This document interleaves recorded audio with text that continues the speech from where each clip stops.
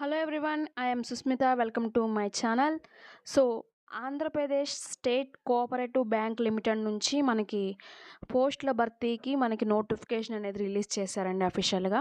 4 జిల్లాల నుంచి మనకి జాబ్స్ అప్లై చేసుకోవడానికి వీలుగా మనకి ఈ యొక్క నోటిఫికేషన్లో రిలీజ్ చేశారు. సో డిస్ట్రిక్ట్ కోఆపరేటివ్ సెంట్రల్ బ్యాంకులో డీసీసీబీ ఖాళీగా ఉన్న staff assistant and clerks, assistant manager పోస్టుల కోసం మనకి ఈ యొక్క నోటిఫికేషన్ అనేది రిలీజ్ చేస్తారు.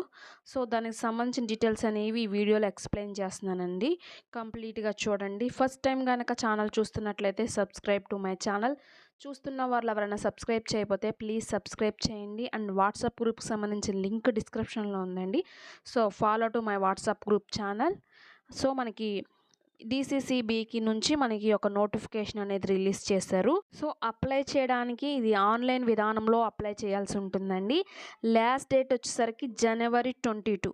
సో మనకి ఎగ్జామ్ అనేది ఓన్లీ ఒక టెస్ట్ అనేది ఉందండి. అది ఆన్లైన్ టెస్ట్. సో అది ఫిబ్రవరిలో కండక్ట్ చేస్తారు. సో మనకి ఈ కోఆపరేటివ్ బ్యాంక్ అనేది అందరికి తెలిసిందే. మనకి జిల్లాల్లో ఉన్న ప్రతి ఒక్క గ్రామాల్లో కూడా ఉంటుంది కోఆపరేటివ్ బ్యాంక్ అనేది.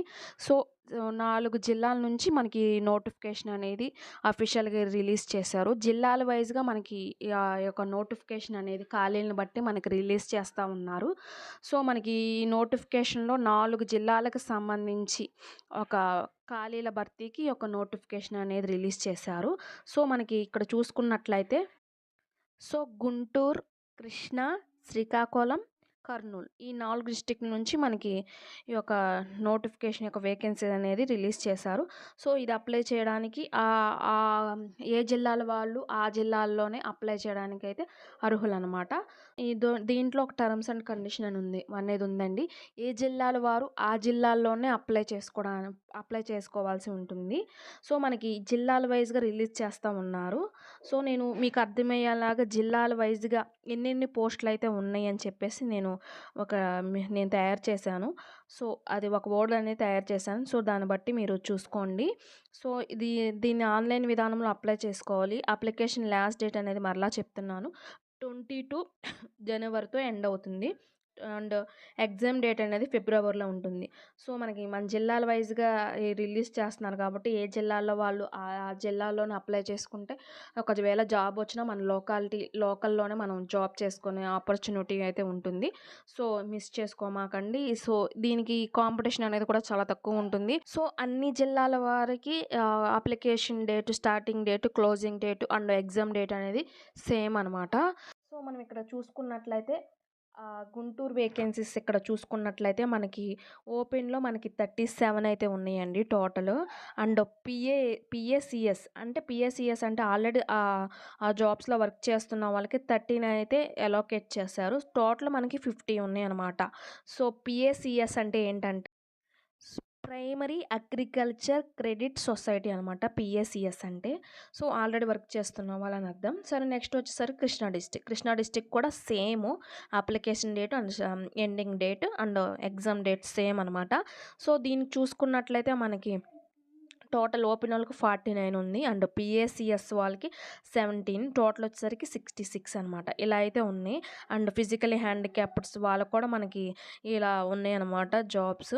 నెక్స్ట్ వచ్చేసరికి కర్నూలు డిస్టిక్, దీనికి కూడా సేమ్ డేట్స్ అనమాట.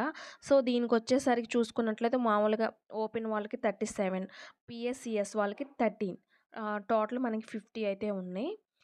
శ్రీకాకుళం డిస్టిక్ చూసుకున్నట్లయితే దీనికి కూడా same date, closing date, exam date same అనమాట. సో దీనికి వచ్చేసరికి వేకెన్సీస్ ఓపెన్ వాళ్ళకి 26, పిఎస్సిఎస్ వాళ్ళకి 9, టోటల్ 35 అయితే ఉన్నాయండి. సో అప్లై చేసుకోవడానికి మనకి లోకల్లో ఉన్న వాళ్ళు మాత్రమే, ఏ జిల్లాల వారు మాత్రమే అప్లై చేసుకోవాలన్నమాట.